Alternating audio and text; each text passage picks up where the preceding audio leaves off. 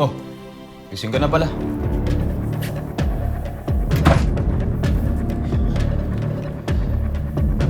Gusto mo kainin?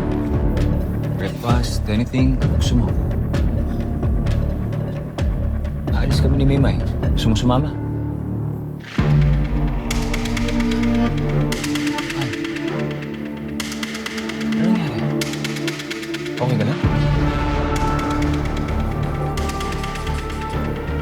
Oh, may sakit ka ba? Gusto mo pumunta ng ospital?